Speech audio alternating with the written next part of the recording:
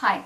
So I wanted to share a video about my new hobby, and I'm going to try not to ramble for too long. Michelle's going to come and tell me if I'm talking for too long. So anyway, my new hobby is needle felting. Now, I've never heard of it. Apparently, it's been around since the 1980s as a hobby, but I didn't know about it till recently. Now, the reason I got into it, if you've seen previous videos, you know my dear cat Allie passed away in early December. And I was devastated, and I became obsessed with getting anything I can get my hands on to commemorate her. I wanted like a custom stuffed animal of her, and I looked online, and apparently there are some amazing, like crazy realistic needle felt sculptures on Etsy, things like that. But they were hundreds, if not thousands of dollars, and they were only like this big. I wanted life size. So anyway, I got this little kit to make a little cat, and I'll show you what it was supposed to look like, and then this was what I did. So this was my very first needle felt.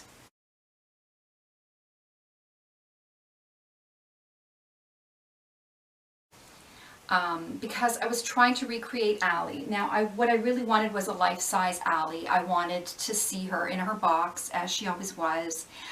So anyway, I wound up doing this. It took me a long time, it took me months. I'll show some of the photos of the process.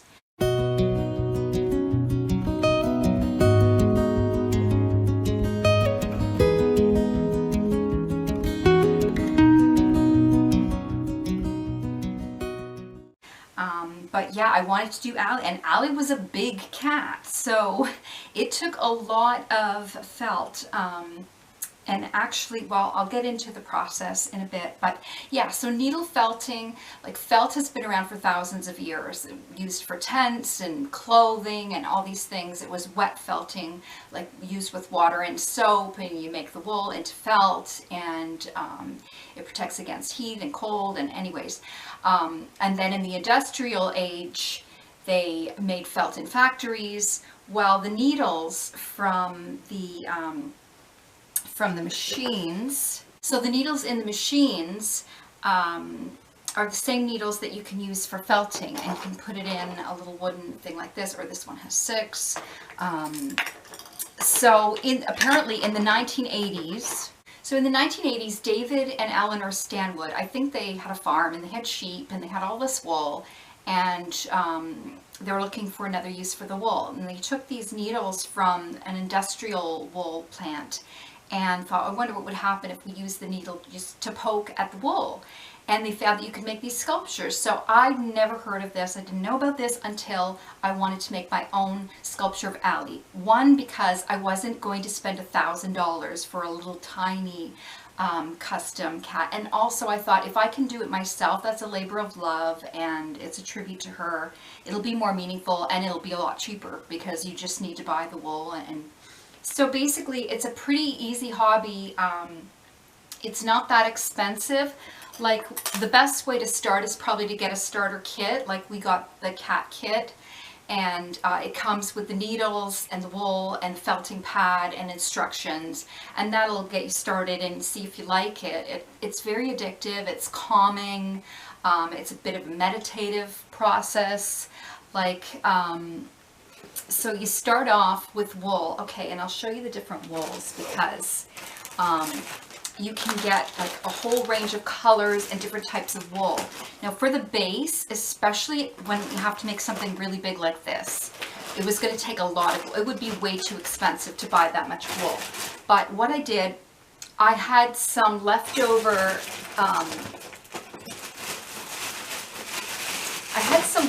stuffing that I had used for snow at Christmas and for crafts and stuffing when we were like sewing little stuffies. So I used it, but I used it all up. I had to get more, but this is cheap. Like this polyester polyfill, you can get a big bag of this for like 11, 12 bucks, and that can be your core wool. So that's really cheap. And then like basically you take the wool and you poke at it with a needle. until it starts to take shape. Now, as I was working for a while, and especially on Allie because she's such a big project, I got another kit where they had these 6 needle things. This is really cool because then it's like 6 times faster. So like this is, if you're poking at the wall, that's going to take a long time, but watch this. So you've got the 6 needles and look how fast it's coming together. And you just keep working on it and you wind up with a ball. And most, like a lot of your sculptures will just be a ball, and then you just build on it. So it's a great hobby. It's not that expensive. It's pretty easy. Even if you can't draw or sculpt or anything, like, I mean, I am an artist and I love drawing, but you don't even need to be able to. I mean, anyone can make a ball, like making a snowball, and then you build on that and you just put little eyes. I'll show you close-ups of all the pieces after, but yeah, so it's fun. So I've been doing that, and I'll show you some of the things that I've made. So Allie, obviously, and yeah, this took months, and I wanted it to look exactly like Allie. It does not look exactly like Allie, but I am happy with it. It is cute. The eyes, to me, were the most important thing. I really wanted to get them right. Now, I looked up online how big are a cat's eyes, and okay. I looked up online how big are a cat's eyes, 16 millimeters, and I found these 16 millimeter cabochons. I don't know if that's how you pronounce it. These little glass beads, and you can paint on the back, or what I did at first, I got a picture of Allie, the right size, and cut out the eyes to put under the glass. But I found that it wasn't vibrant enough, so I ended up painting them. Now, when you paint them, it's tricky because usually if I'm painting an eye, I would paint the iris color and then the pupil and then put the catchlight, the little white dot. Well, when you're painting on glass, because it's see-through, you have to work backwards. So you first paint the white dot, the catchlight, then the pupil, and then the iris. But I'll show you close-ups of all the sculptures later. But yeah, this took me a long time, but I did find once it was done and I put her in her box from a distance, and especially like in low light, and I started to cry because it really did look like her. Like, she always used to lay with her paws crossed. It was really cute, and just the pose of her back legs, and I mean, she was so big. I love her. I miss her so much. So at least this has kept me busy, and this is allows me to have cute animals in my life, because we don't leave the house. I don't go anywhere. We probably aren't going to have a pet again. So at least now, any animal that I want, I can create them. So this was the very first one that I created, this little cat. And it was based on the kit, so it looks different than it was supposed to look, but I wanted it to look more like Allie. And it's got the crossy paws, but it looks kind of silly. And then I did this little Siamese cat, or Himalayan, I don't know what that is. And this one was just an improvised one, a white one. We still have other ones in the kit to do, but Michelle wanted to do some of them. She's been needle felting too, so it's fun for both of us. I did a little felt of Maria, our hamster. Miss her as well. And I got some beige wool on sale. I'm like, what am I going to do with this? So I made a teddy bear. And I made a bunny. And I made little hearts for Valentine's Day. Now this cat, phone ringing. Now this cat, this was before I made my big Allie. This was like a trial, Pete's sake. So before I made my big Allie, this was like a trial Allie. I got this kit, and I'll show you the picture.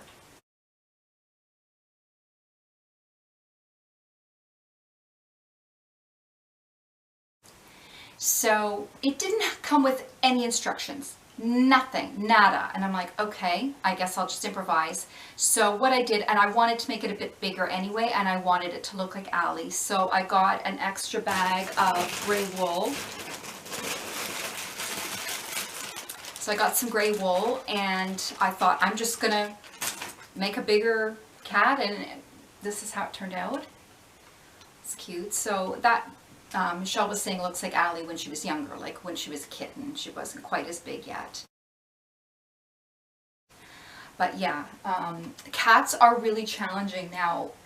Oh my gosh, there are some needle felting artists that are amazing. Like this Japanese artist Hanali, brilliant. Like these cats look real. This looks so lifelike. I was so jealous because like, oh my God, I would love to be able to create, like they look so real. You would swear it's a real cat. They're small, like she makes them small, but they're amazing, amazing. So, I mean, and this is the thing, like, this woman's been, or this artist has been doing it for 5 years, and they're an expert, but I mean, even if I worked for 5 years, I don't think I'd ever be able to create to that degree of realism. To me, it's kind of like with art. Like, I've got my own quirky style. It's not completely realistic, you know, and that's the thing too, like, when you start doing needle felting, you're going to have your own style, and you know, it doesn't have to be perfect, and everything is just, it's your own expression. I'm happy with Allie. Like, she doesn't look completely, it doesn't look completely like Allie, but I'm still happy with how it turned out. I love it. So anyways, I'll show you some of the other things I've made. This little potato fairy, rain frog, I think they're called. Didn't turn out the way I expected, but I still like it, and Michelle named him Icarus von Sphere. Don't ask me why, but yeah, it was a challenge. Like, some of the things that I thought were going to be easy wound up being hard, but I still had fun with them. I liked how this little owl turned out, and little fox. I don't know if this is going to focus or it's going to show on camera, but I'll show close-ups of them after. Little bear. It was supposed to be a realistic brown bear, and it wound up looking more like a teddy bear, but that's okay. I love teddy bears. I gave him a little heart. A little sheep. I thought I've got to at least make one sheep, because using all this wool, like, it's the sheep that we have to thank for this whole hobby. So I made a little lamb. And then I thought I should have like sections, so the lamb needed another farm friend, so I made a little piglet. And then these chicks, these are so easy. Like, if you're want to start with something simple that probably anyone can do, like literally, you just make a ball and then another smaller ball for the head, and that's a little chick. So this is a little baby chick, and then I did one that's kind of yellow and black. So this is a chick, and this is the side chick. Joke there. So yeah, those are easy, an easy one to start with if you wanted to start with something easier. This mama and baby robin and some robin eggs. In the summer, we had a baby robin in the backyard, and there was a whole drama. The baby was on the air conditioner, and the mama was, anyways, didn't watch the video, but I wanted to commemorate them. So, squirrel. Now, this was supposed to be a Japanese squirrel. It wound up being kind of a hybrid Japanese regular squirrel, because it's kind of chubby and fluffy, and I think the flying squirrel is much more streamlined, but anyway, and she's got a little acorn.